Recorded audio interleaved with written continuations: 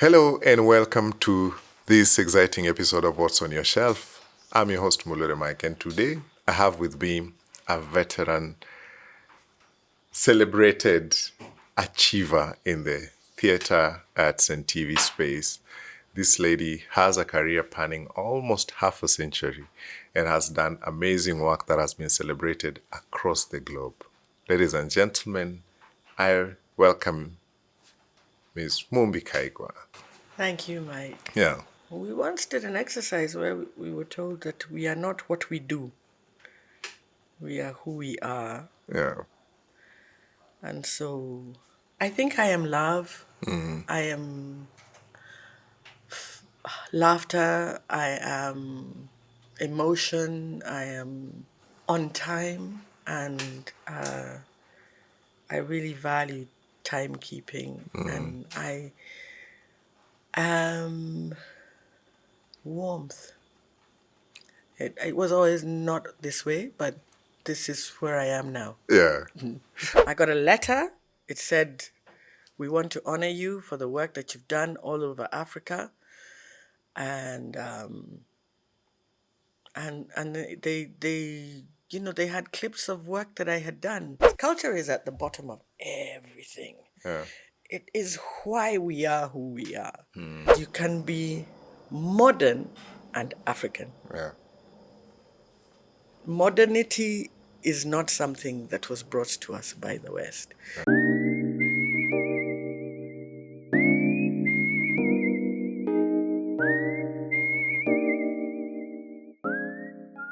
I was reading something, and somebody has done a very good profile of you.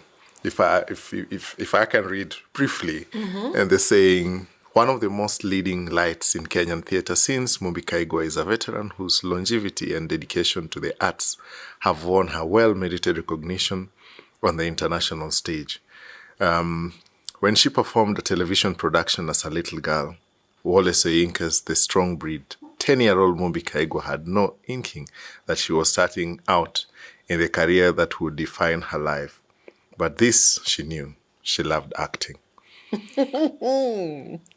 That's really sweet. I haven't seen that, and I'm glad that you brought it to me. Yeah. Yeah.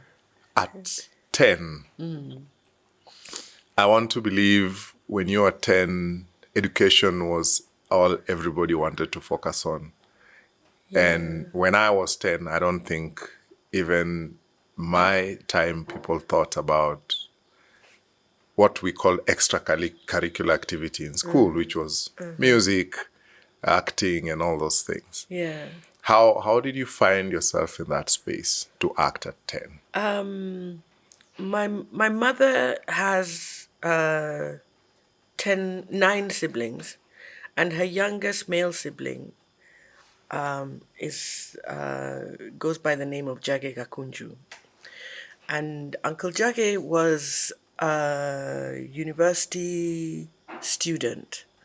So between my mom and him, she is the fourth born, and he is the ninth born. So he's closer in age to me than I guess he would be to her. So he was at the University of Nairobi, and he was a well-known actor. He used to play a character that was at the time known quite well. He was kind of like the Otorongo, or he was kind of like the comedian in a lot of the plays that the University of Nairobi's traveling theatre used to do. So at that time, and I'll date it because it was 1972, it was very soon after the National Theatre had been taken over by an African manager or African lead. And his name was Seth Adagala. And he wanted to bring African plays to television. So he cast Uncle Jage in this play by Wole called The Strong Breed. And in the script, there was a need for a small girl. So my uncle talked to my mom, and my mom said yes. And there were other people from the National Theatre who trooped to my mom and said, we'll look after her, we'll take care of her. Yeah. So my uncle rode a motorbike, so I used to go to rehearsals on his motorbike, and then he would bring me home at night. And kind of that's how it started. Yeah. Yeah, but I went to a school also where we did theatre. We didn't call it that, called it drama. And there was a strong emphasis on those extracurricular sort of skills. Yeah. So we did a lot of verse speaking, a lot of singing. The music festival's been around forever, since before independence. Yeah. So we competed in things like that. So standing on a stage, being in performance was something that was encouraged, but never as a job. Yeah, because I'm thinking about that 10-year-old girl. Yeah. After this film is done, what happens to her? How did she carry on from that day? Did it ever disturb her that, what is this thing that I did? I don't think so. It's only now looking back that I'm able to pick the points at which there were like seminal moments that led me on my journey that you can string together. But while they were happening, I think like many people, they were just happening. So I did that play. I was in a musical, Oliver, in primary school. But I can't remember really doing very much in theatre or drama at school. Mostly it was reading, speaking, memorizing and reciting poetry. And then in high school, there was a strong tradition of theatre. You had a drama club, and you competed at the school's drama festival, I think it was called. Yeah. I think at that time it wasn't yet called Kenya. We had houses, and you competed in school in an inter-house competition. And then you had some of those plays chosen to be performed at zonal level, district, and then provincial, and then if you made it, you went on to the nationals, and then if you really made it, you went and performed in front of the president. So, because the winners used to go and perform at State House. It still happens like that. Yeah, it still happens like that? Yes. Cool. Yeah, some traditions we forget that they live on. Yeah. Yeah. Now looking at that, you continue with education as you would do, and move on to university, pick a career path, and trained and worked at the UN for some time. Then it's at that point that now you quit and came now officially to start working as an artist. During this time before officially deciding to come and do theater, what were some of the things that informed or that made you feel? Because I would think if somebody is working at the UN and they would look at it and say, I want to quit that, what now currently most of the people call insane. You've left work to come and act. And I want to believe during that time, there were not as much opportunities maybe to pursue it as a career. What informed that decision as you were transitioning now from a paying job to pick a career in theatre? Again, looking back, it's very easy to have hindsight and to say, this is what happened and this is what that meant. But I'll go back to university. I did French and Arabic. And unfortunately, because you don't have very many career guiding officers or opportunities, at least at that time, I didn't know that if you picked the languages, you also needed to pick a skill. So a lot of people now would tell you that you need to do the language with law, or the language with politics, or the language with economics, or the language with teaching. And because I had French and Arabic, and although I had done sociology, I dropped it in my first year because you take 3 subjects and then you do 2 in second and third year, or you can even do just 1. I picked the 2 because I was going to be the head of OAU, the Organization of African Unity. That was where I was thinking I was going. Yeah. So I had English, I had French, I had Arabic. Apart from Portuguese and Spanish, those were the main languages of Africa.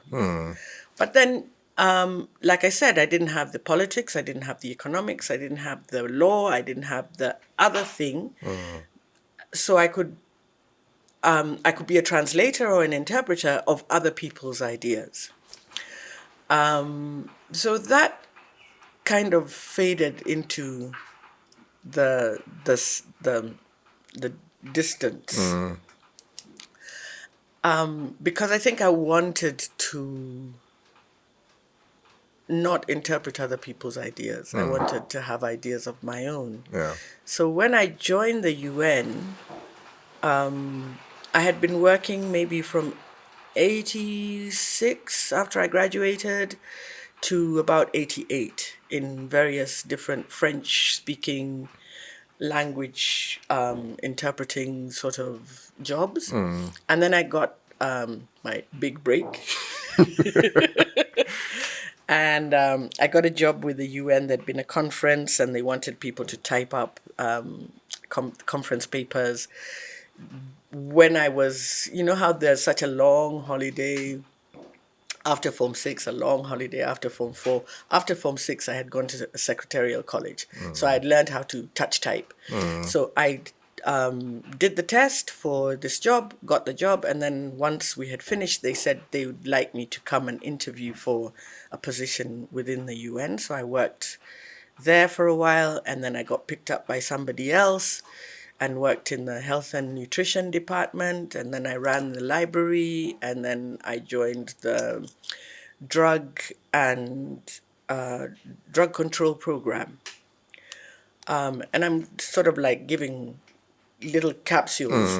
But when I joined the drug control program, I was doing a lot more program work, and I was working with people who I had projects.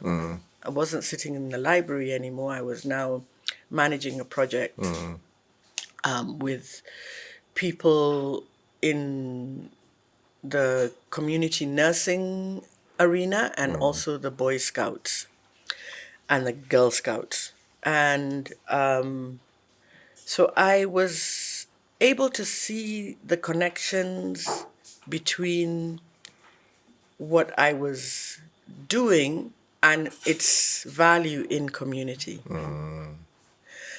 And I had a wonderful boss called Rohinton Setna. He was originally from Pakistan, and he told me something about accent, because I speak with a very English accent because of my education.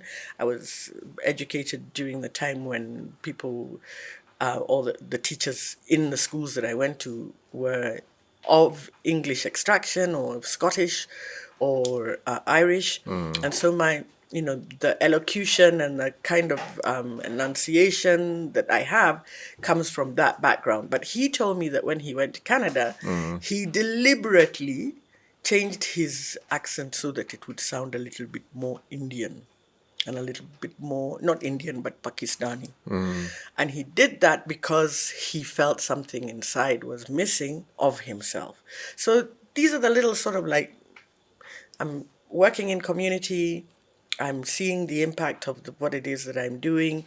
I have a boss who's telling me about his growing up and identifying, having a sense of self, and not necessarily taking on the persona or the mythical westernization, which translates to anglicization. That you can be African, you can be Pakistani, and modern. It doesn't need to be Western. So when I left the UN, I kind of was growing in this way, and again, I want to emphasize that I didn't know, and hopefully, anybody hearing what I'm saying will see pockets of or things that help them identify, just how where their life is taking them, because sometimes your life takes you. You're not actually aware of what's happening. Yeah. So when I left the UN, I left because I now had a new boss, and I was constantly having to ask, can I get promoted? Can I do more? And I was constantly being told, wait, wait, wait. And I had waited now 2 years, and I was about to reach 10 years total in the UN. And I said, I'm not doing a day after 10 if I don't get this promotion. And I also started to feel that I was spending so much more time looking for the promotion, and so much less time doing the work. I didn't feel it was fair. So a few months before I left the UN, the same year that I left in December of 1998. A few months before, a gentleman came to visit us. His name was Caleb Angira, and he ran the Asumbi Halfway House in Kisii. And the Asumbi Halfway House was a rehab center for recovering alcoholics and recovering drug addicts. And he asked us if we could help him with his feeding program, because it's a voluntary program. They use the 12-step program of Alcoholics Anonymous. And a lot of the people who are coming there don't have means. They're addicts, they've lost their jobs, they've lost possibly their families, and so they didn't have the means to feed people, but they wanted the program to continue. So they asked us if we would help, and we said no. And the reason we said no was because, and it's understandable, that project was a small project. We were an office of 10 staff members, and my boss's estimation was that if we take the resources that we have to create a feeding program for this project, which is in Kisumu, which serves a community of maybe 100, 200 people, not taking into account that it serves all those people's families, but those people are the ones who come into the program, then we can't do a project with the Nairobi City Council with their community nurses working in all of the slum areas. Because those are both, so he's weighing them like that. So I was a young woman, and I was appalled. How do you mean we can't help him? Yeah. And it was kind of like one of the, sort of a fiery sort of decisions that you make when you're a bit younger. And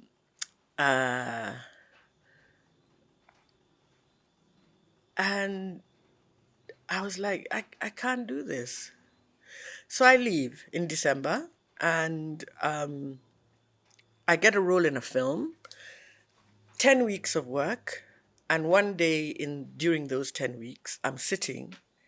I've been looking for work. I've been doing translations. I've been doing editing work. I've been, within the UN, I had some, there's something called the conference services, and I had some contacts in there, and I was doing proofreading of reports and stuff like this.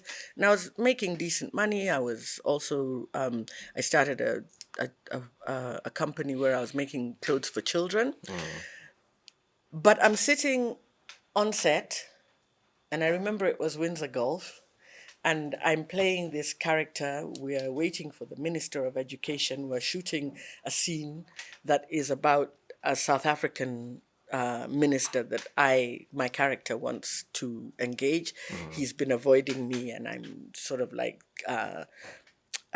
stalking him at the golf club, and I'm going to make sure that I talk to him. And I'm sitting there as people are preparing, much the same way that your crew have prepared, doing the lights, and I thought to myself, this is what I want to do with the rest of my life. I don't know how. I know it's not like something that anybody else is really doing, but this is a job. I can see these people are working. Yeah. So I registered a company, and I said my first project is going to be to raise money for Asumbi Halfway House. So right from the very beginning, as I started, and this I'm only realizing now as I'm sitting with you, Yeah. to be honest, that desire to be in community, that desire to have an impact in community came from there. Because by doing the project for Caleb and for his organization, I was in community. Yeah. And I wasn't having to ask anybody, is this good enough? Can I get a promotion? Can I be given money? Or can what is the value shifted?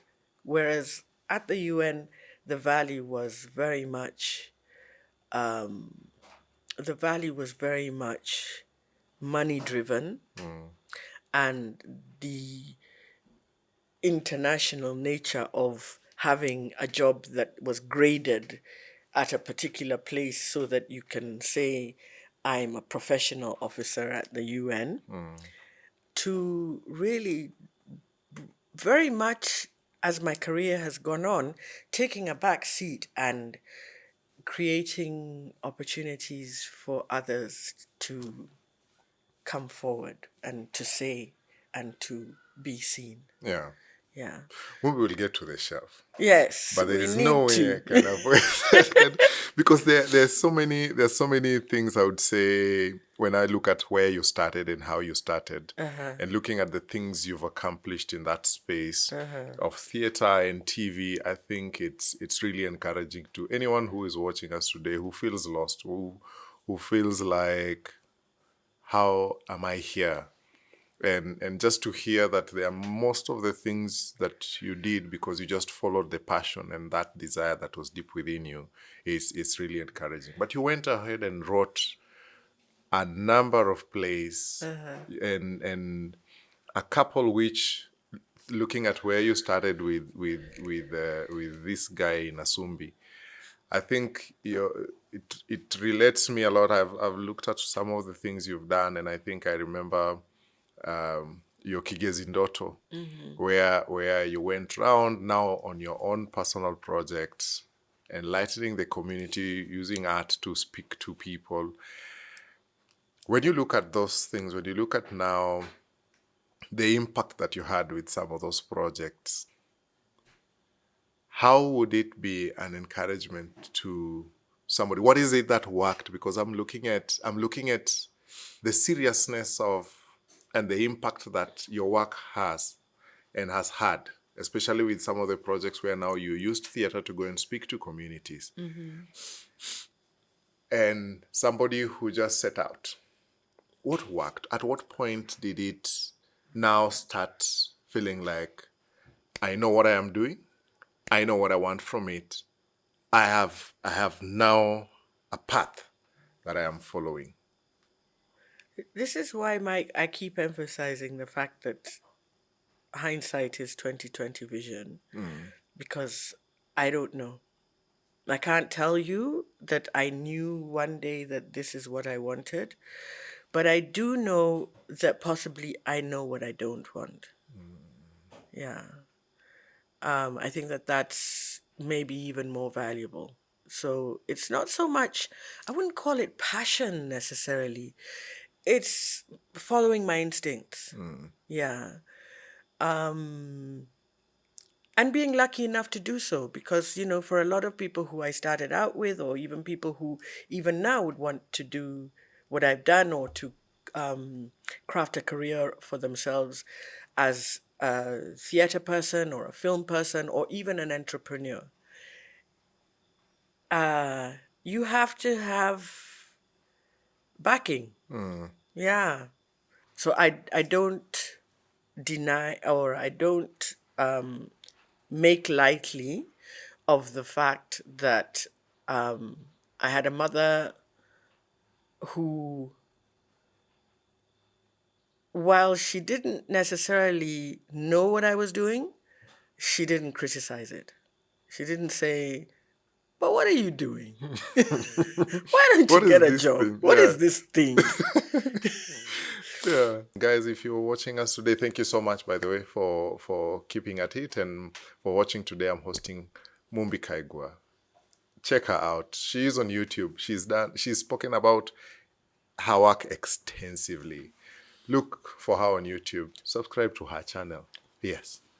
While you're at it, Yes, subscribe to this one too, do. because she has a lot of awards to her name, and she's been recognized both locally, and internationally. You're not gonna let them get away with that, are they? Are you? No. And actually, because I spoke to Mumbi a couple of, I think a year or so back. More than a Yeah. And she had been recognized. This is an award from Tunisia, a lifetime achievement for her theater work. That one over there is a lifetime achievers work award from Egypt. And I kept asking myself, we don't see it. We don't see our own lifetime achievers. And recently, in 2024, she was honored by our very own government during the Kenya Theatre Awards. And she's done extensive work. Please check her out. Read. I realized, actually, I was checking you out. I'd never found you as much on Google as I did in the last 24 hours. Really? Yes, there's so much. You've done so much work, and it's really encouraging. So check her out. Just Google Mumbi Kaigwa and you'll see a lot. There is a saying about prophets not being recognized in their own spaces. Yeah. But I really want to also say that the Arab world and North Africa now falls in that space, but North Africa, they really honor their people.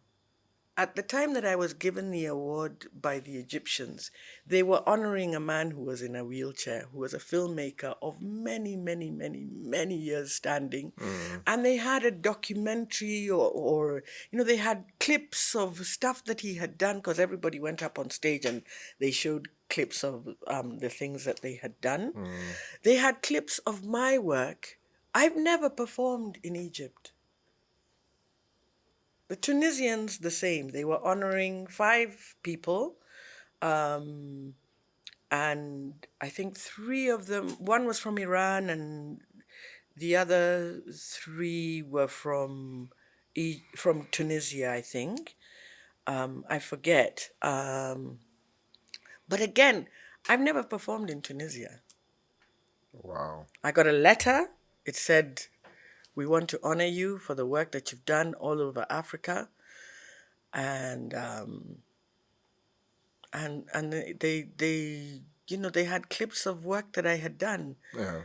And so there is a level of cultural practice that I think we're missing, where we think that culture is something that's wearing a blanket.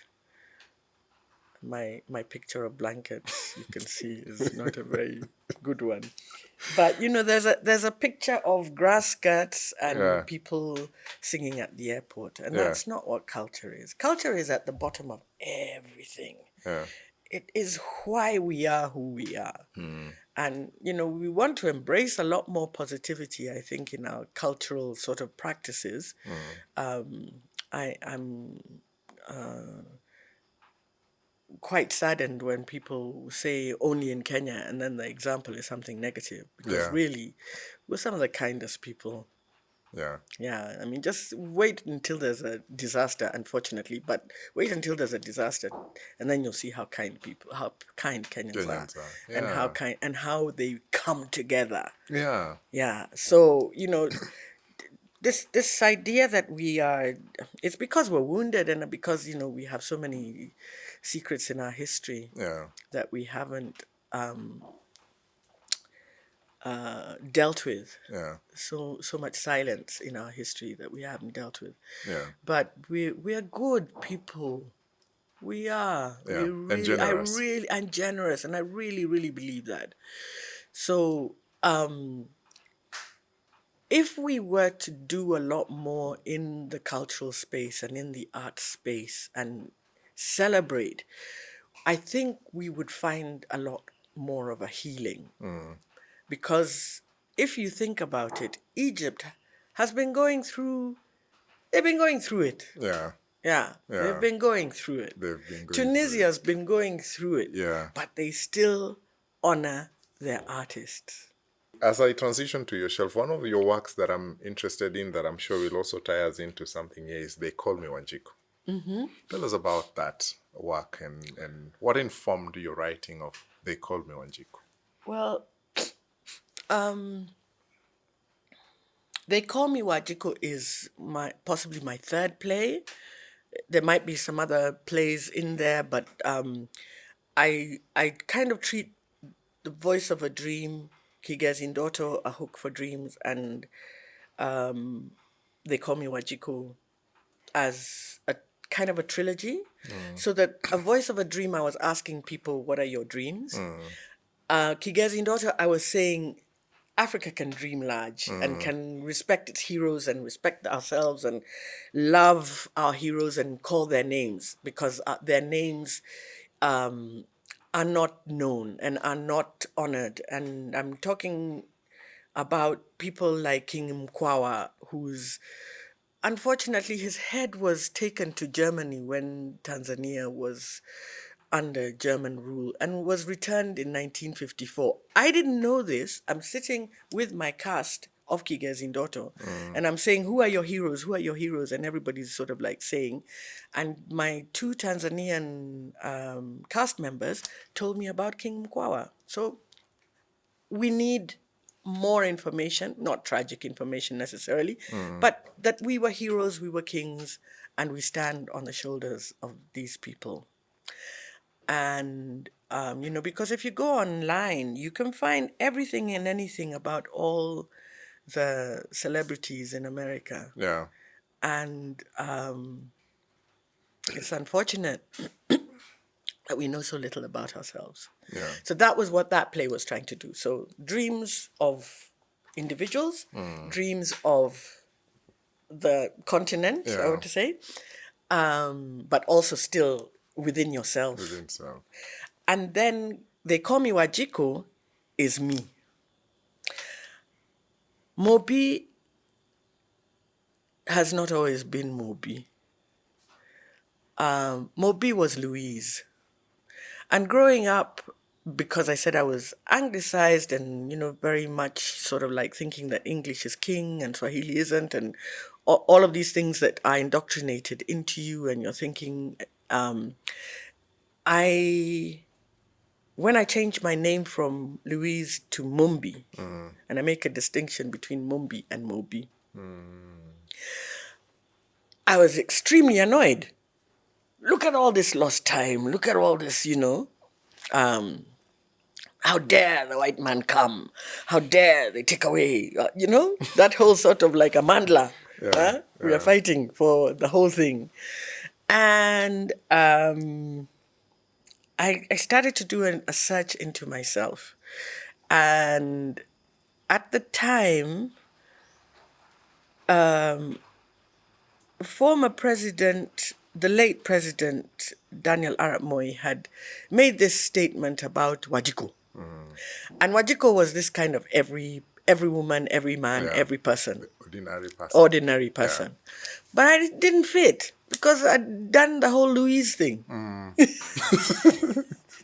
I didn't feel like I was Yeah. Wajiko. You ain't ordinary. Yeah, not that I wasn't ordinary, but I'm saying that Wajiko sounded like she was from the rural area. Yeah. She sounded poor. Yeah. She sounded downtrodden. She didn't sound like somebody he respected. Whenever he talked about Wajiko, or whenever they talked about Wajiko's constitution, they kind of weren't talking about the urban intellectual. I didn't think so. I may be wrong. And I'm sure that it's important for us to consider the majority base. But when President Moi spoke about Wajiko, it affected me in this way, as a writer, as a playwright. And so I thought, let me... Oh, another thing that happened was... I wrote the play in 2007, and I was now beginning to travel with my work, and I was also needing a new passport. So I went to the passport officials, and I asked them to put my children in my passport. And they said, no, we need your husband's permission. And I said, okay, these children came out of me, so I know I'm their mother. And the man I'm married to is not Kenyan. But somehow he has more authority over me, their mother, and over me, the Kenyan. So I thought, I need to find out who this Wajiko is. Because it seems I'm not, because of the second citizen or non-citizen status that is being declared at Nyayo House, where I'm being told I can't have my children in my passport without somebody saying, if it's not your husband, then it needs to be your father. And if your father's not alive, then it can be your brother. And your brother can be younger than you. And these are the things that changed with the new constitution, because now we are citizens in our own right. But I'm talking about the 1963 constitution. It didn't really consider us as able to speak for ourselves. Wow. And this is not just here. I want to, be clear that, it's not just horrible Kenya. It's horrible everywhere. Yeah. But it made me think that I wanted to do a play where I interviewed different Wajikos. Because I thought names are so important. This Wajiko name that's been given me is not my name, is not even among the Agikuyu the name that I would have been given because I'm named after my grandmother. This Wajiko name is not a name that is non-Kikuyu, so the non-Kikuyus in Kenya are being called Wajiko, and somehow we're all supposed to be a nation of Kenya and not a nation of Wajiko and Awor and Nanjira. So as a playwright, I just wanted to explore who Wajiko was. So I wrote the play. I interviewed a Mau Mau freedom fighter called Mariam. I interviewed a woman who was third generation Indian, South Asian. Her grandparents came with the people who built our railway from Mombasa to Kisumu. I interviewed somebody who had studied abroad and had all of those Amandla sort of feelings. And then in between, I told my own story and my own transition from Louise to Mumbi to Mobi. What can you say about what you see today versus what was there earlier? Have we drifted from what I would say African naming system, if at all there was something like that, and look at that also in the pretext that today there is a lot of cross-cultural intermarriages, both locally and internationally, and what's your perspective on how we would relate to the naming and how we came through from our forefathers, and looking at, for example, the example you used from the person who is doing your crafts, who was talking about how the name, your name, Mobi, was a creator. Yes. Is an artist, is somebody who creates something. And how you lived that name. Do we have the same, do we look at the names as importantly as maybe people used to before? And if it has changed, what are your perspectives on where are we losing it? When I was a child, my mom was she's hilarious, but in her hilarity, or in her joking about things, there were hurts, and so I used to be called Spiller, and I was called Spiller because whenever I poured anything, it was invariably going to spill. So if I poured maybe milk, because we had cows, and we used to pour the milk that came out of the cow after we milked the cows into the bottles that we used to distribute milk to the neighborhood. Or if I poured tea, or if I was pouring juice, or if I was pouring anything, invariably it would spill. My belief is that I became the spiller who was in her mind. That because I was always thinking, I'm a spiller, I became a spiller. I may have spilled a few times, but I think that if you name somebody something, that one, he's always this, or that one, he's always that. And I think that that's one of the reasons why I say, as Kenyans, we must be very careful in the way that we keep labeling our negativity, and labeling ourselves as negative, and labeling ourselves as saying that anything that goes wrong, it's in Kenya. Yeah. Only in Kenya. These are things that happen all over the world.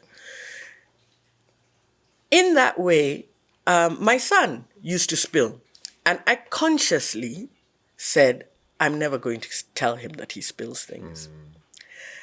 And I'll be honest, he still loses things. If we look at the four of us, father, mother, and the girl child and the boy child, my son is the one who is on record as having lost the most phones, the most school shoes, and all of this. But that didn't come from me speaking it. That's just a trait that he has, and it's a trait that is a beautiful trait, because it means, if you look at it on the other hand, he has no attachment to material things. And that's a gift, because a lot of us are sort of like, my phone, where's my phone? It can be seen both ways. So when it comes to anglicizing our names, and I want to call it anglicizing as opposed to Christianizing, because a lot of people think that Christian and anglicized is the same thing, and it isn't. I want to say that when the Japanese are Christian, they don't call themselves Matthew. When the Brazilians are Christian, they still stay with Juan, which is John in their language. So at the very best, maybe because my mom used to know a woman called Antoinette, and in Kikuyu they called her Wadunieta.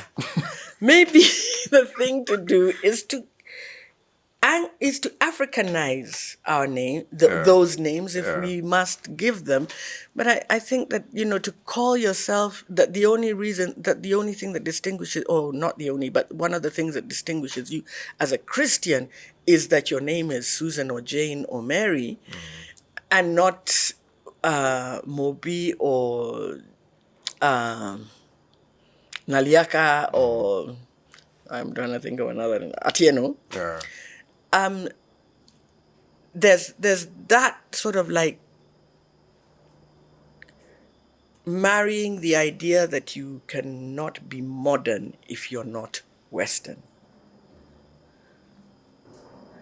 Because you can be modern and African. Yeah. modernity is not something that was brought to us by the West. We were evolving and still continue to evolve. But this look that we have towards the West as being the litmus paper or the measure by which we are important or sophisticated or civilized, I don't buy it. Yeah. Now, to come to the names, you among the Luo, you name according to the time of day that you were born, isn't it? Yeah. So I'm not saying that the one way is better and another way is not better. But my friend who makes my rings, or who made the rings that I'm wearing, he told me that among the Agikuyu, when you're named, because a lot of us were named, a lot of the names were nicknames. So my father's name was Wabogo Kaigwa. Kaigwa came from Kuigwa, which means he was obedient. He listened. He was a listening child. And a lot of our names are nicknames. This guy, his name is Je Muturi. Muturi is Otura, which is to craft. So he crafts. And he said, you see the way you're called Mobi, you are a creator. But at the same time, it's also the name of my grandmother and the name of her grandmother and the name of that person's grandmother. But we all as Kikuyus trace back through our father's side, I think, to the original Mobi and Gikuyu. And for some reason, there are no men called Gikuyu. At least I've never heard of one. But there are many women called Mobi. Yeah. But these names that are given to us that come from our soil come to us whether they're time of day or whether they are based on the nickname of how you are. Wajohi might have been somebody who used to brew alcohol because Johi is alcohol. It also might have been somebody who's always drunk.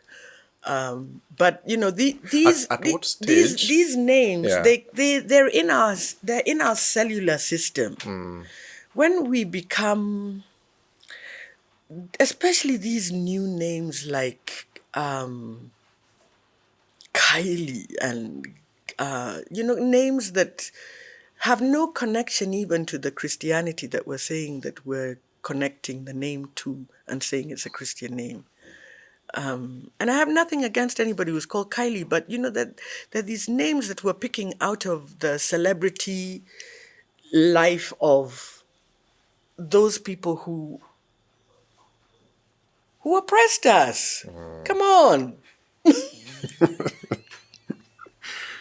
Yeah.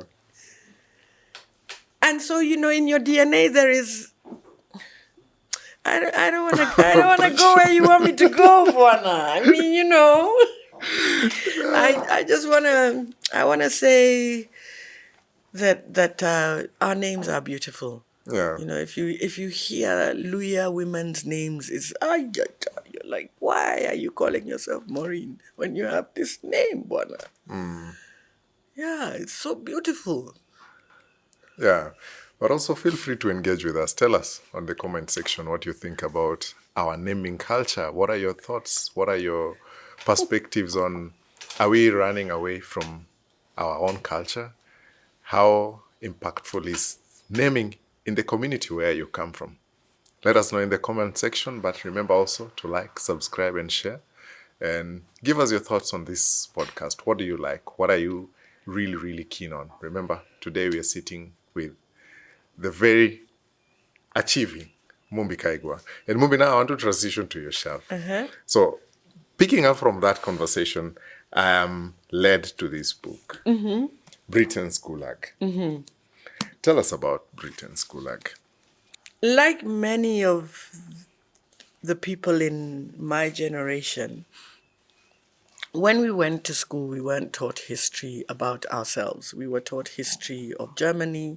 We knew about the steppes of Russia. We knew about the fjords. We knew about all sorts of things that were happening in the Habsburgs. You know, we knew how power went from one aristocracy to another aristocracy across Europe, but we knew very little about ourselves. So in 2005, Caroline Elkins came to Kenya. I happened to be having a conversation in the circles of the wonderful, wonderful Binyavanga Wainaina. And I think through him and through the people who he connected me to and connected all of us to in the literary world, I got to hear that Caroline Elkins was coming to Kenya and she was launching this book and she was going to speak about Britain's Gulag. And Britain's Gulag is a book that talks about that period that we call Mau Mau, the Kenya Land Freedom Army, and what people went through during that time, what people went through in order for us to have the so-called freedoms that we have today. But more importantly, the torture that was inflicted on our people, the number of deaths, the number of lies, the number of stories that were told. The information in the book comes out of the secret files that had been spirited off and taken off from Kenya when we were a protectorate, when we were a colony. There was a 50-year, what can I call it? A 50-year locking up of this information. And in 2004, around that time, these documents had been released. So these secret documents that were never supposed to see the light of day. I guess at that time they thought 40, 50 years we'll all have forgotten. Yeah. She got hold of them and I think she was doing her PhD and she wrote her PhD and then did some programs for the BBC. I think she's American. She may be Canadian, I'm not sure. But she wrote this book out of her PhD. And it's graphic and it's hard reading, but it taught me so much about my people, so much about the history that had been hidden from us, so much about the pain that when I say that, there's been so much silence and we are so wounded, it's because of things like this that we don't know about. And even when we do know about them, we don't talk about. Yeah. Yeah. And I know you've also done extensive research on this topic. In your research and your extensive work around Mau Mau, what are some of the learnings? Because I'm looking at, even in our education system, history is no longer considered an important subject. There's a quote that says you cannot know where you're going unless you know where you're coming from. And I feel for us as a people to even heal, or even to chart our way forward, we have to understand where we're coming from. We have to understand why the Mau Mau were fighting to start with. But from your research, what are some of the things that you came across that even you did not know, that you were like, really? That also happened? Well, one of the things that I came across that I didn't know was that the Mau Mau was not the only group of people who were fighting. And I think that for a lot of people, because Mau Mau is so sort of like front and center of our discourse about colonial times and into independence, we may think that this was the only war, but there were many. There were many, many wars among the Nandi, among the Taita, there were people fighting everywhere. And when I wrote Kigezi's Daughter, the play that we were talking about earlier, that's one of the things that began, because I wrote Kigezi's Daughter around the same time. I wrote it in 2005. And it's one of the things that began to be important for me to reveal, because although the play, a book can go into a lot more detail, but the book is supposed to evoke conversations. And the way that I do my work is when I perform, I often leave time for discussion with the audience. So people will tell me things or tell us things or tell the audience things that have been, yes, my people or my grandfather or my someone used to say blah, and that would find its way into, because the play was actually a living piece. So when we learned things, or when we found audiences who corrected things, because we were getting most of our information from the internet, we would rewrite and include it in subsequent performances. So that was one of the things that I learned. The other thing that I learned was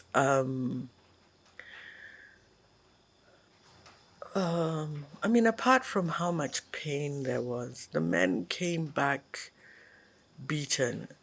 One of the things that I say, and I say it lightly, but I kind of mean it, when they say that Nyeri women are horrible, and I'm from Nyeri, so I'm a Nyeri woman, and Mumbi was from Nyeri.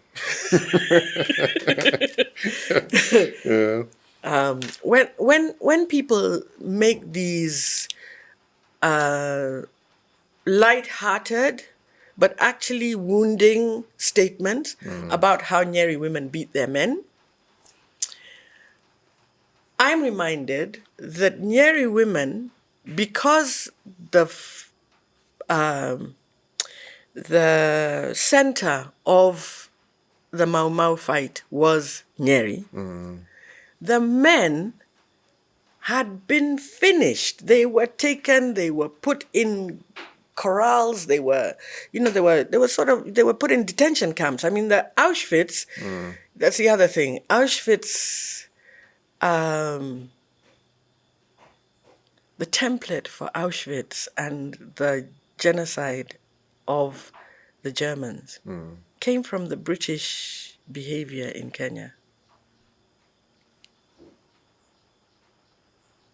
Wow. That's where the template came from.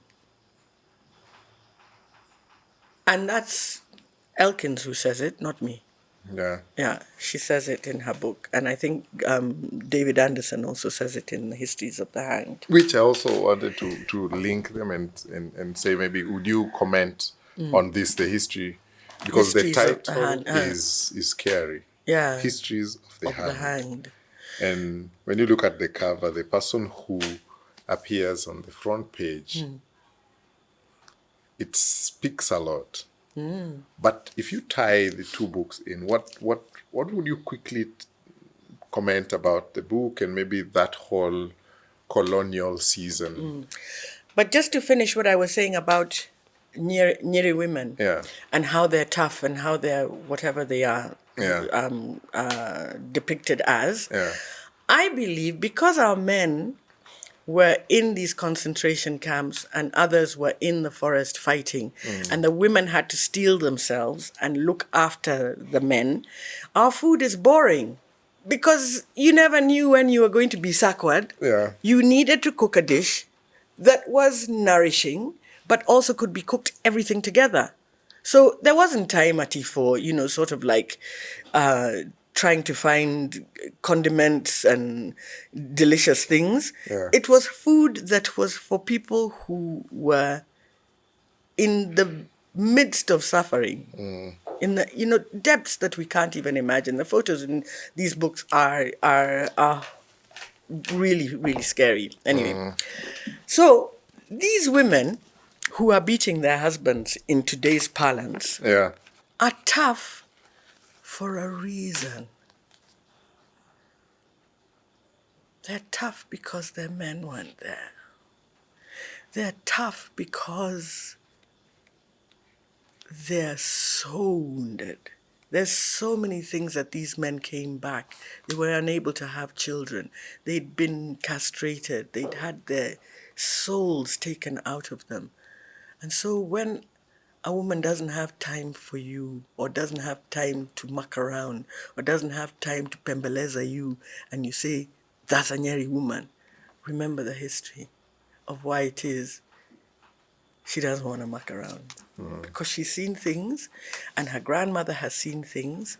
Or even if she hasn't seen things, because like I say, me, I didn't know that this stuff was going on.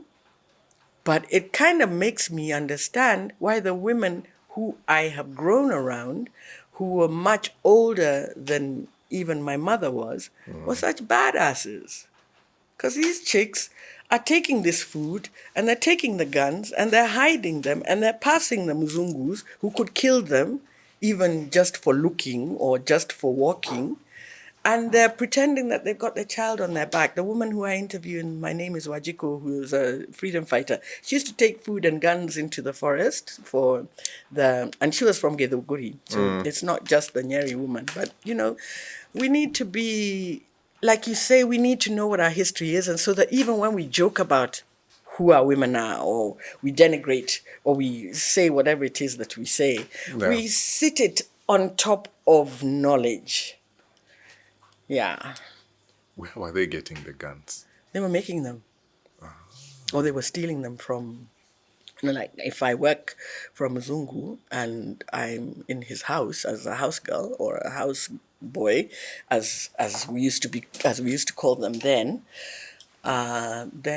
I steal bullets or and there were craftsmen, moturis, who made guns. And there are photos. Yeah. I'm not just saying. Yeah. But, if you search for the history, you'll find it. It's there. It's One of the key things that sometimes I ask myself, because when you think about war, things are not normal. You're going to the market, you're going to school, you're going to visit your relatives, can't happen as you would wish them to happen. And when you were young, when people spoke about those things, when people shared their experiences, they might not have fought, but they were older when some of those things were happening. Sometimes I ask myself, what did it look like? Because when you read things like that, they're horrific. But at the same time, around the same season, you hear certain politician travel to India. This person was a trade unionist and was making a speech in the US. Yeah. And sometimes you're lost. Tomboya was collecting all of these people and organizing for groups of people. Yes. I mean, you can barely organize for yourself to go to Kakamega. Yeah. And this guy, sight unseen, this land called America, he was organizing something where, tens and tens of people went to get an education. And personally, sometimes I'm lost somewhere there inside the history because I'm asking myself, it is barely possible to cross villages and go visit your own relatives. And remember, there were no roads. There are no roads. The train, I think, is manned by the white guys themselves. The aeroplanes, I can't even start thinking about what it took to go through the airport, to fly to the US. I would really This is why we used to come with the whole village. But maybe from some of the people, have they ever painted to you a picture? Because what was that season like? People like you, Mike, who is making, you have the equipment, you have the will, you have the energy, you need to look for these stories. Because I tried to get stories out of my mom. My mom, like I said, she was one of 10. Her father was a reverend. And she married, he married rather a staunch Christian like himself. He raised his children as Christians. They took that route. My father, his family were traditionalists. My grandfather wore a blanket. My grandmother had long hanging ears. She was the full traditional thing, pretty much, her boobs out. Generally, they were two worlds.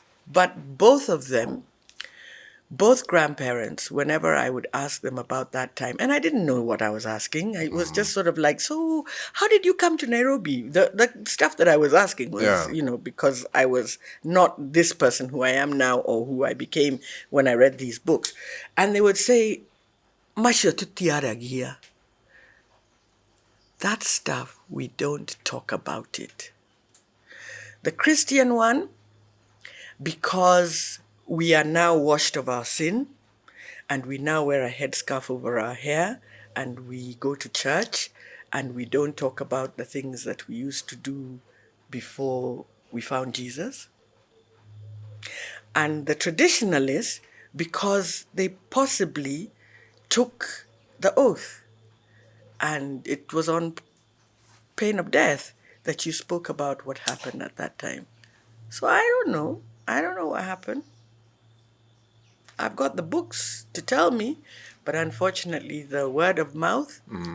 And again, these wounds that we have are also, when you look at generational trauma, this is some of the trauma that we're living with as you and I, because there was no outlet for that information to come into us for us to sort of like, distill it. Yeah, so there's that tempering or that silence, that something. I thought you were meeting to talk about books. And my bookshelf. Your bookshelf You're is right. You're just taking making us into history. That was one book. You've only That is talked one about book. one. Yes, yeah. But you to quickly comment. I'm interested. I'm crossing to moving the Let Maasai. me just take it into my own hands Yeah. and grab my glasses.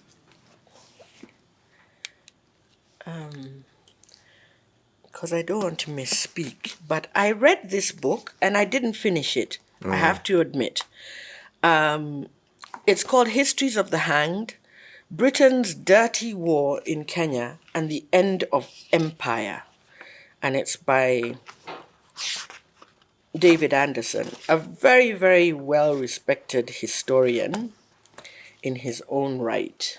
Now, the problem for me was that when I got to a certain place where he was naming people's names, I couldn't get past it because he was anglicizing our names. And I wasn't even Mubi yet, so I don't know what it was. But he was calling, Kenya, when in colonial times was called Kenya. So Kinyajui is spelt like Ki Nyanjui. And so I kind of didn't get very far. But, it's, I know a lot of people who talk even maybe more about this book than about Caroline Elkins. Caroline Elkins's. And he goes a lot more into the Larry massacre than I think she does. Yeah.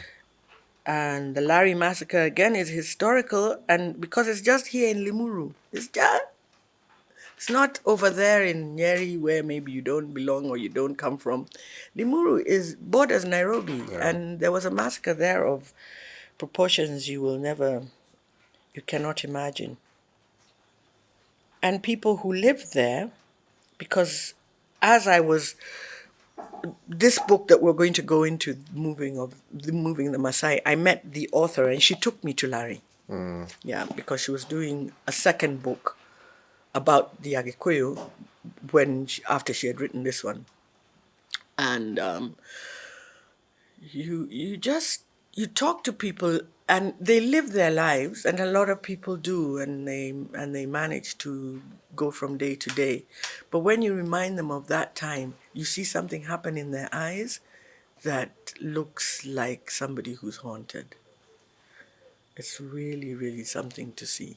It's just like if you've ever witnessed a car accident, or if you've ever maybe seen somebody who's died or experienced death in your family. When you think of that person, that place that you go to, I feel that the whole of Kenya goes to that place every so often.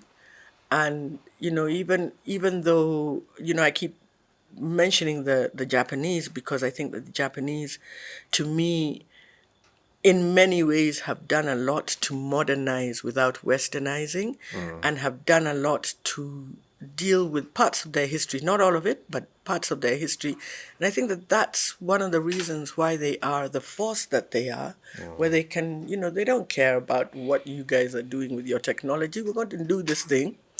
And we're going to create a thing called Kaizen, and we're going to create a thing, about, how we treat each other and how much we bow and how, yes, there's other things that happen as a result of that. Nobody's got the right template.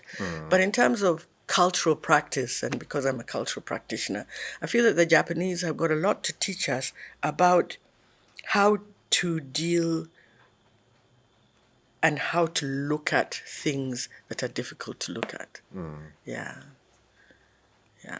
And when you look at this, in West Africa, there seems to be a movement and a wave and a thing that's happening where the West African leaders are saying no to France and saying no to the practice of looking westward.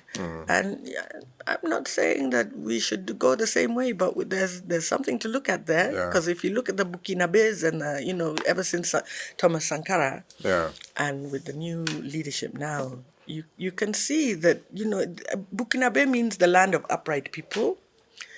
And I would love in my lifetime to feel that Kenyans were upright and not looking at the West or looking at,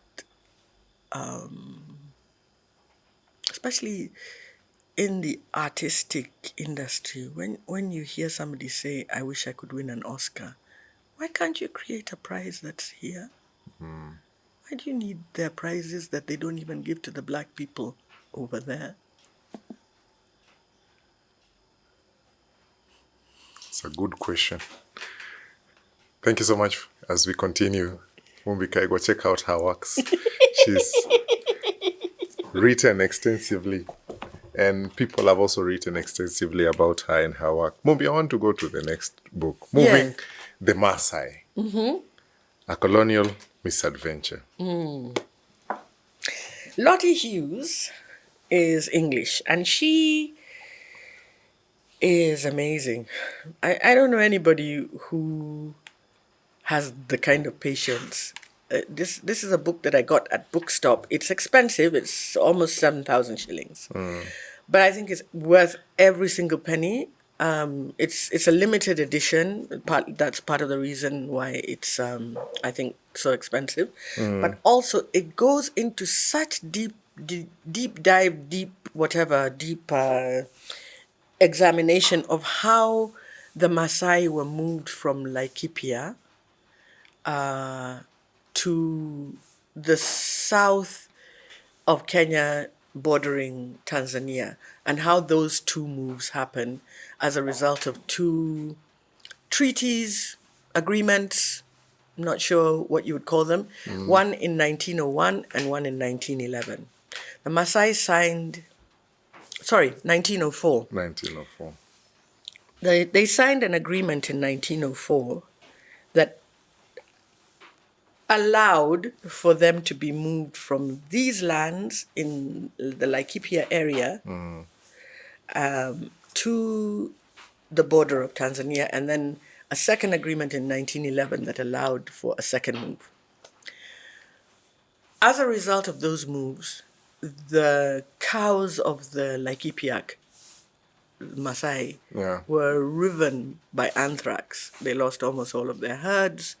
The land that they were taken to was not very good for, there weren't as many water ports, water points for their cattle, and they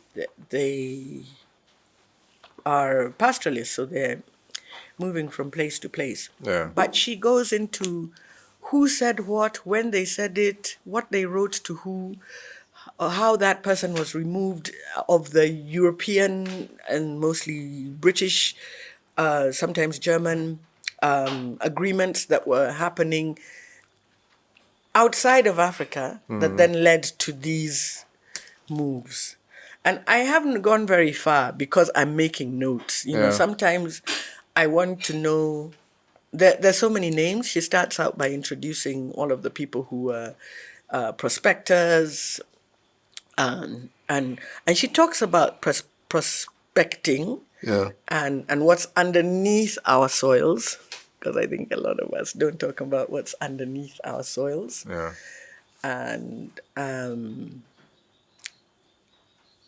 she talks a lot about the people who were on the right, on the side of good, who wanted the Europeans to share the land, who didn't want the White Highlands to be created, and for this separation that then began to happen, where there was places that were only good for white people, places that were only good for Indian people, and places that were the rest, the African people.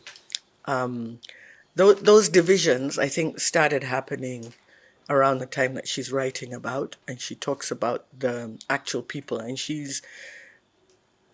because it was a PhD thesis, she had research fellows and researchers, and a very long list of Maasai collaborators who helped her interpret the language, interpret what was being said, because on the African side, maybe there wasn't as much written. So corroborating what was written with what the elders who still remain remember about that time. Yeah, an excellent book. I'm really enjoying reading it. Yeah. I think just reading the whatever is the highlight on the back of the book is intriguing. There's a point where she's written that we're talking about the treaty in 1904, and then there's a doctor, I think, who. But when you're looking at this, when you're thinking about, and we've just slightly mentioned what is happening in West Africa. When very many people sometimes compare that to what happened to South Africa, and people say South Africa are ahead because the colonizer was there for longer, developed the infrastructure, and allowed them to be the modern country, the most modern African country southwards of Limpopo, and south of Sahara.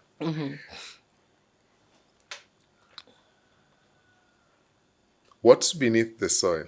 When you make that statement, I'm thinking about how rich and fertile of mineral Africa is. And if you would look at every part of Africa that has a conflict, there is something beneath the soil. It is oil, it is gold, it is minerals, it is from whatever range.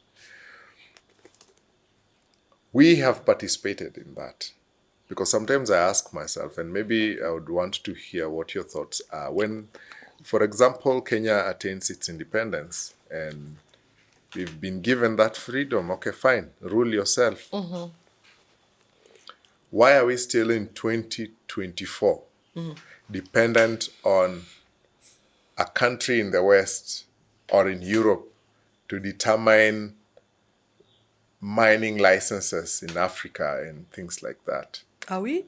I didn't know that. When you're looking at one of the biggest points of controversy in the coups that happened in West Africa, they were like, France is pilfering Africa. And France's arrangement with the West African countries that it had colonized is unimaginably bizarre, because their money is pegged to the French franc. Yeah. And so when the French franc is not doing well, this money is not doing well. I mean, it's like saying that the Kenya, we peg our foreign exchange to the US dollar, but we don't peg our shilling to. So whenever the country wants to take a loan, France must say yes or no. They have first refusal. I mean, if you read the history of that connection of how the Western CFA zones of countries got their independence and under what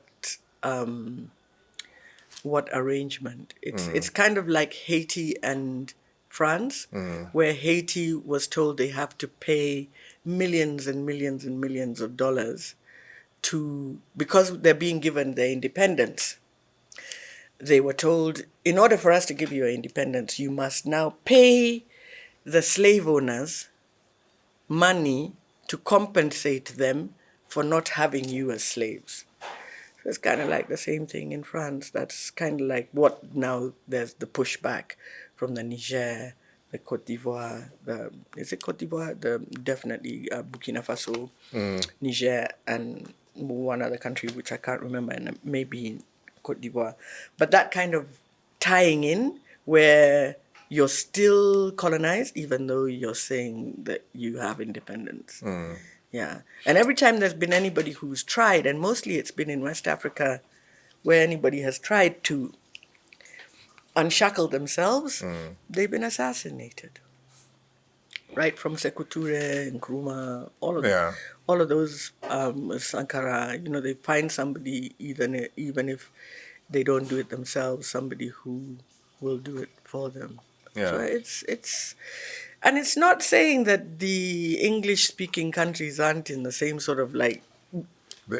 I saw another article the other day, I think it's a month ago, too, where some artifacts that the British had stolen from the Asante Kingdom in Ghana that has stayed in the British Museum. Because, of course, if we give them back, we don't know that they'll be able to look after them. Yes. So they were loaning it back to the Asante Kingdom I think they had a festival. There was a festival that they had in Ghana. So the British Museum was loaning it to them. Like, take it, show it to your people, but it is eventually supposed to go back. And I'm sure there's somebody who accompanied the things to make sure that everybody who touches it with the hands that have been permitted by them. And when you're thinking about because you might break it. You'll break it. And it's yours. It's like I don't want to preempt what the discussion I have for the big conservation line.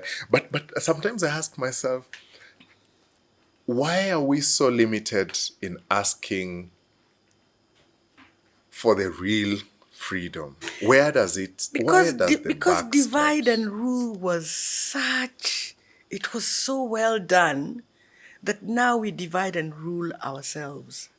They don't even have to be here. They don't have to be here. We are busy shooting each other into oblivion. Yeah. The things that are important that we should concentrate on or, be very careful around, they made sure that we would do it ourselves. Yeah. Yeah, so you've got people who are saying, why do you want to remember things from the past? Why do you want to remember things from that time? That was when we didn't know anything. We were running around in grass skirts. But at the same time, when you were talking about the things that the South Africans are being praised for because they are well advanced, investigate the Benin Kingdom.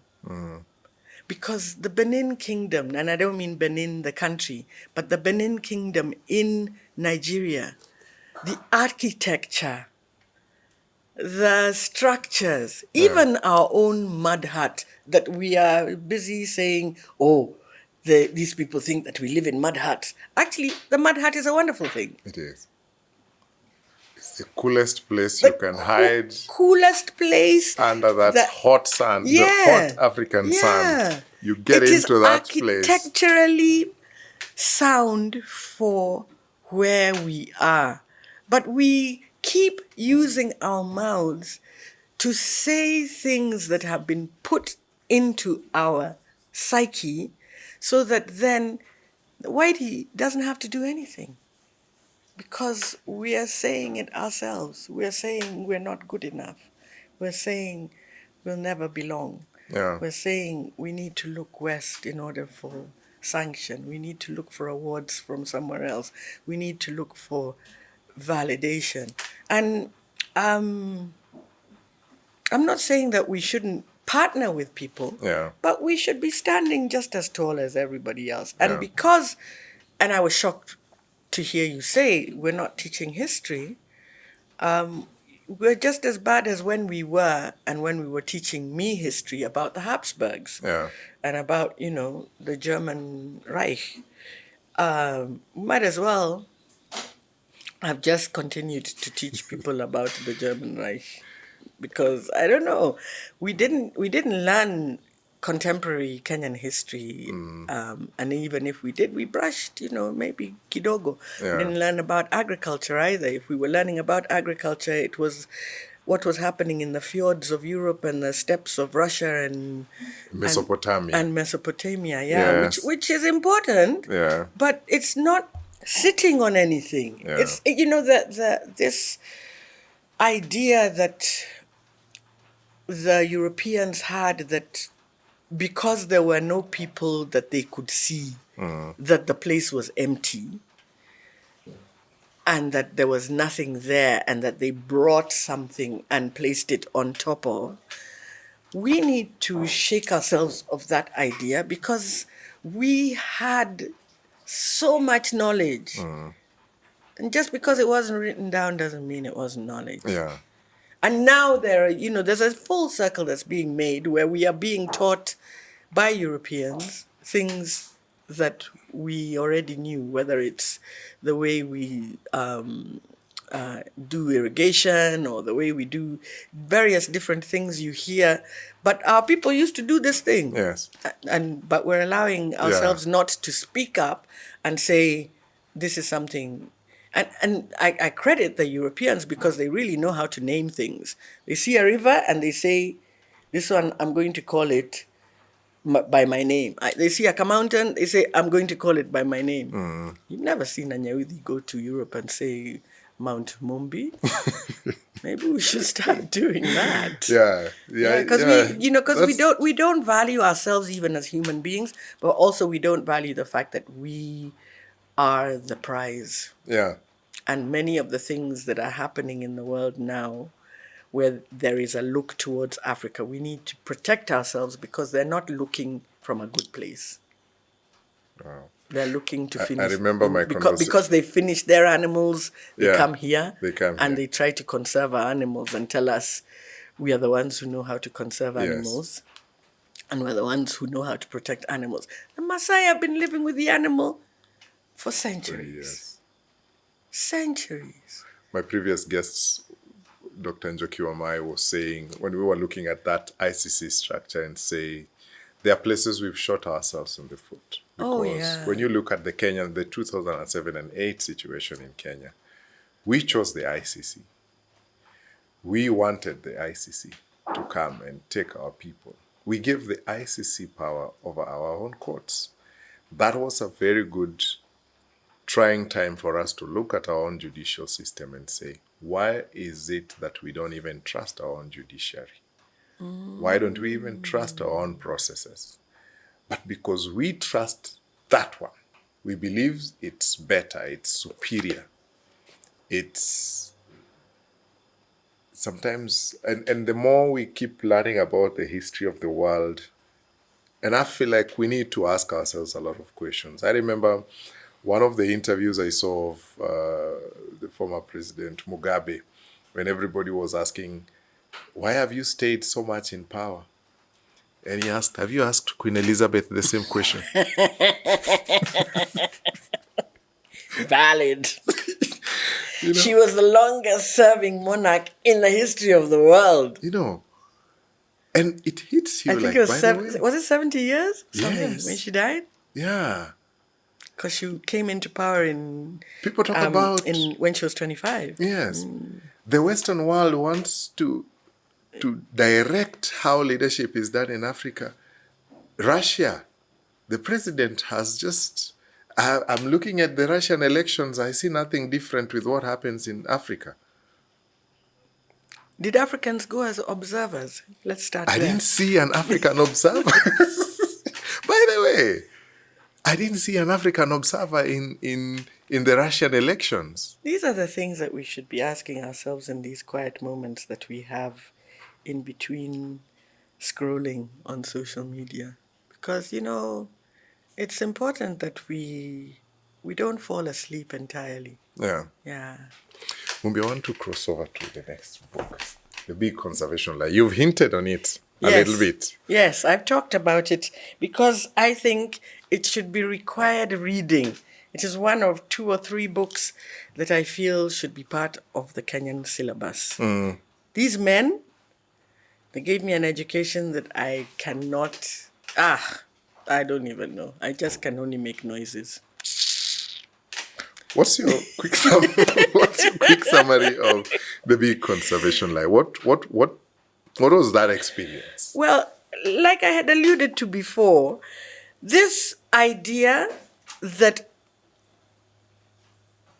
only outsiders can look after our animals, I bought into it. I did. And when I was married, I co-owned a forest of 10 acres. And it borders a game reserve. So there are elephants and eland and buffaloes and all sorts of wildlife. And the women would come and they would cut wood. And at one point, there was a bit of a fighting match between us, who were saying, you can't cut wood indiscriminately, you firewood burning people, wajiko.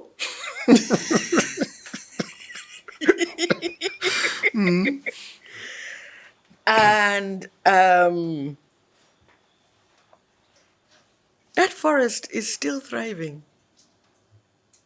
In fact, it's denser than it was when we bought it in 1994. And I'm not even talking about now the section that we own, but also the forest itself, which is protected, yes, by the Kenya Wildlife Services, blah, blah, blah, blah, blah. But populations have grown and logging is still happening and people are still burning firewood for fuel. But the ecosystem is being sustained by people who understand the ecosystem. So when I read The Big Conservation Lie, which is by my friend Mordecai Ogada, let me say his name because people need to speak the names of the people they need to elect as president. Yeah. Mordecai is a carnivore specialist. He's done his PhD in lions. That's his area. Decided, I'm a Luo man, I'm going to look at some lions and some leopards and all of these carnivore types. Yeah. And I don't know what his journey was and why he decided to do that. But anyway, John Barria used to write for The Nation. I don't know him any other way, but I used to read his column in the Nation. He used to write about the environment. And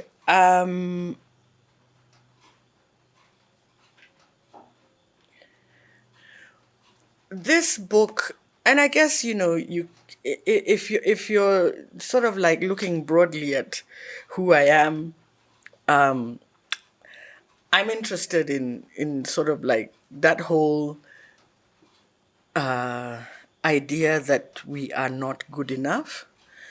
And this is a book that speaks to that because we're saying that we can't look after our wildlife. A lot of these people who are coming to look after our wildlife come from countries and backgrounds or histories where the wildlife doesn't exist anymore. And this is right down to the bee, the honeybee, where they're saying that there aren't enough bees to pollinate the food that we're eating because of the fertilizers, because of the stuff that we're putting into the ground, the chemicals that we're putting into our soil, so that and also cutting down of the weeds. And when we come to this book, this woman talks a lot about weeds and what weeds are, and how we, are constantly being told that weeds are terrible, when actually weeds, many of them are medicine. So these two guys, they confront the history of the animal, the relationship between man and animal.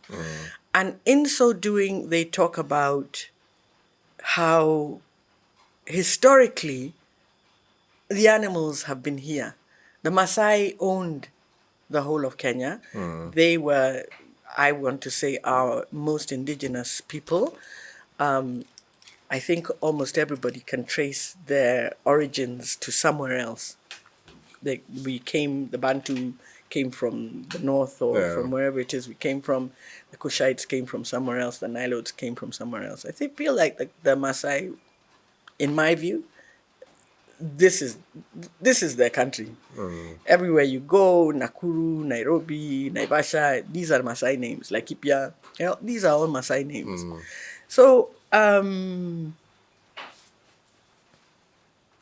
these guys debunk, that's a good word, they debunk the story that we've been told about conservation, and the idea that we ourselves cannot conserve our wildlife, and we are not conserving our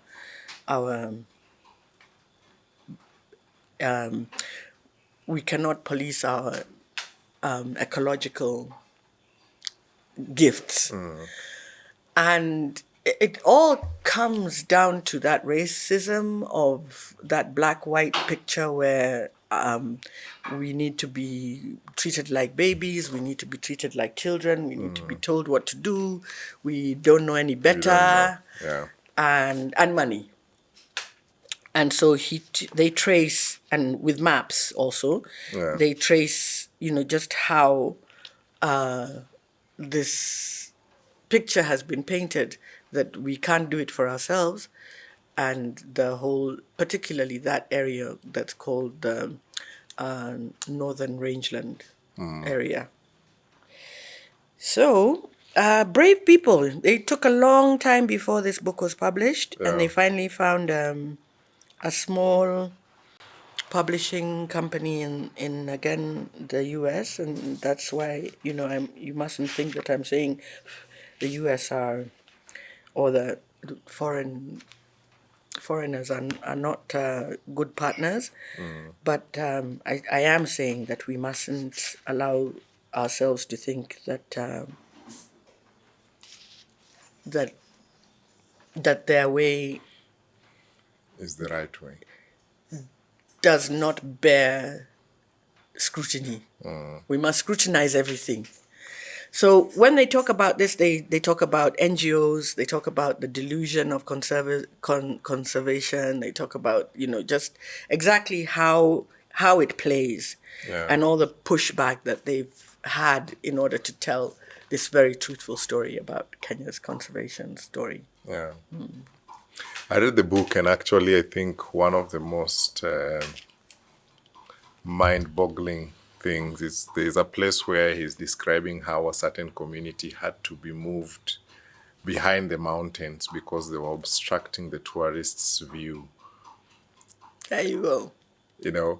And tourism is another area, I think, that we're being told one story, and actually the story is pretty much just about money and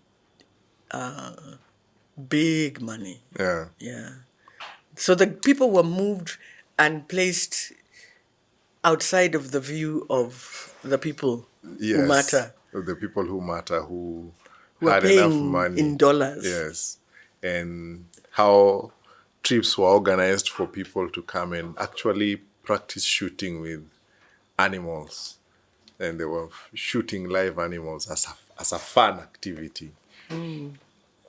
And there are some countries where they still allow that to happen, especially in the southern part of Africa. They call it culling, and when it's a black person, they call it poaching. And so again, it's language, and the way language is used the white person is called a hunter, and the black person is called a A poacher. poacher. Yeah. And one is to be, sort of like celebrated, and then the other one is to be gunned down And jailed. and jailed. But when you're looking at it, because I would say anyone who reads this book, by the way, this book is available at the Nuria bookstore. Check them out online, nuria.com, who are also partners with that in this podcast. And they have a physical shop at the 11th floor of the bazaar. Check them out. Recently stocked this book, The Big Conservation Lie. And when you think about it, when you read it, there are things that are you're almost just speaking to yourself and saying, no, no, no. And there are big names that have been mentioned in this book where you grew up looking at those animal documentaries and you fell in love with them. And if you hear now the history behind all those things, it is heartbreaking. It is. But it's history. And history, if we don't know it, we will not learn from it. Yeah. So it's important also to understand that some of these mistakes can be undone. Yeah. And they can be undone only by knowledge. Yeah. Yeah. Do you think we've contributed to the state that all these things you're talking about, when you're thinking about all that history that you've looked at, looking at this whole conservation story, because there are people who know those things, who are from here, who see those things, some who have facilitated those things to happen. But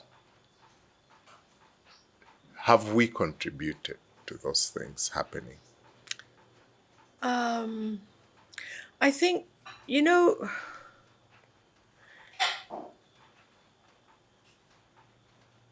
the construction of what they call silos, so that, like, for instance, there's a group of people who know one part of the puzzle, and another group of people who know another part of the puzzle, and another group of people who have another part of the puzzle.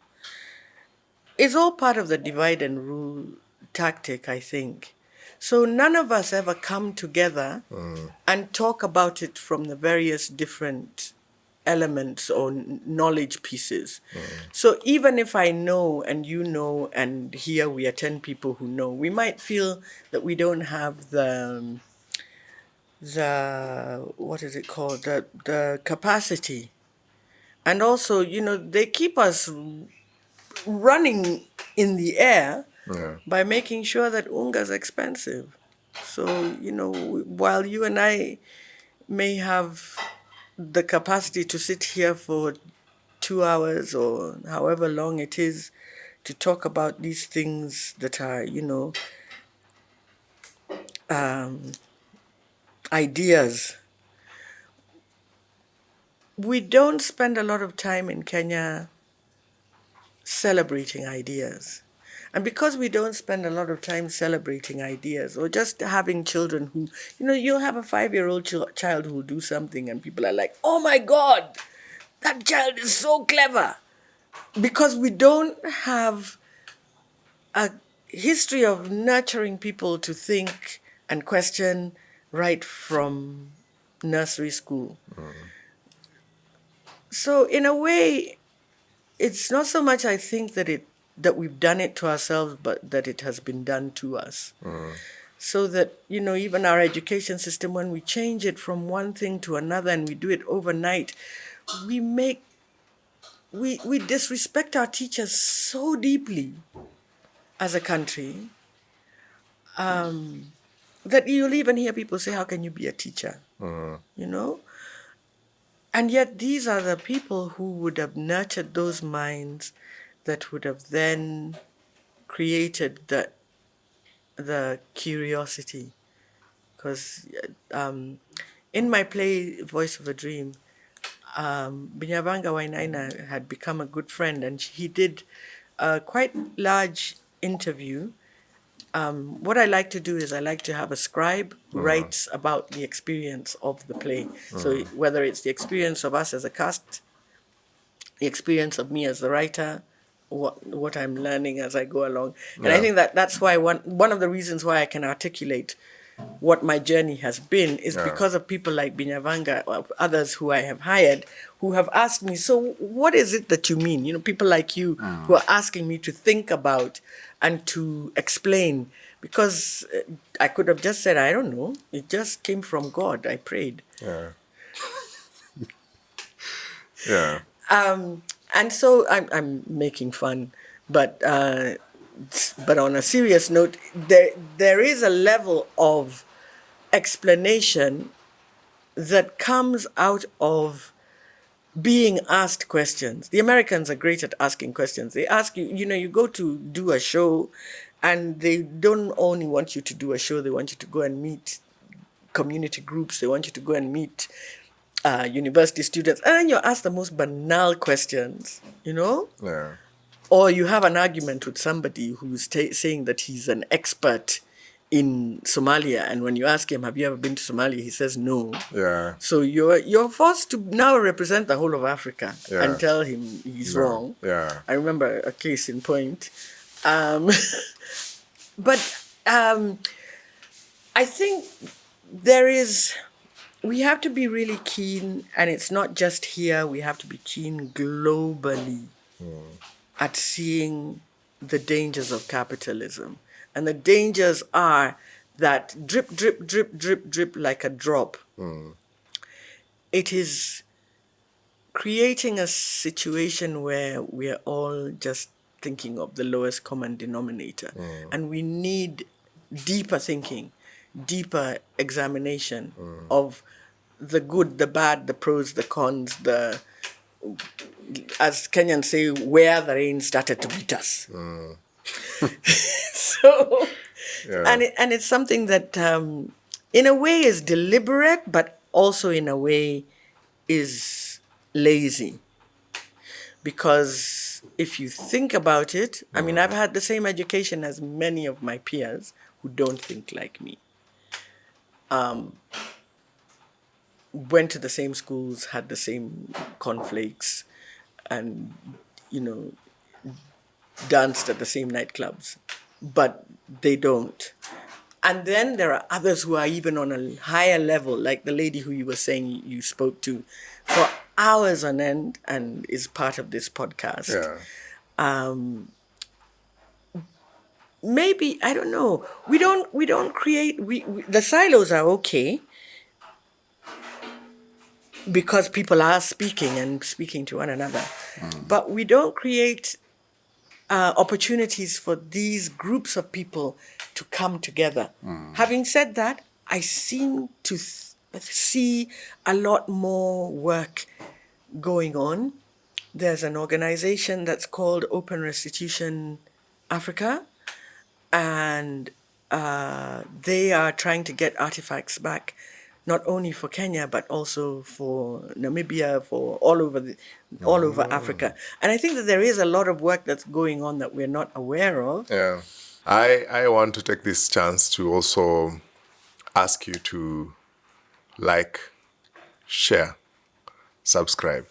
Do you know of somebody you think we need to feature on this podcast? Do you know of a community of book enthusiasts that you'd want us to interact with?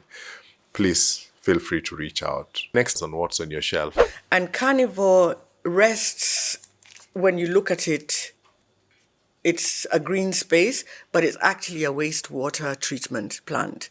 I tend not to buy anything that has wheat in it. And if you see me eating cookies or cake anywhere, please just look aside. I juiced and I almost gave myself diabetes.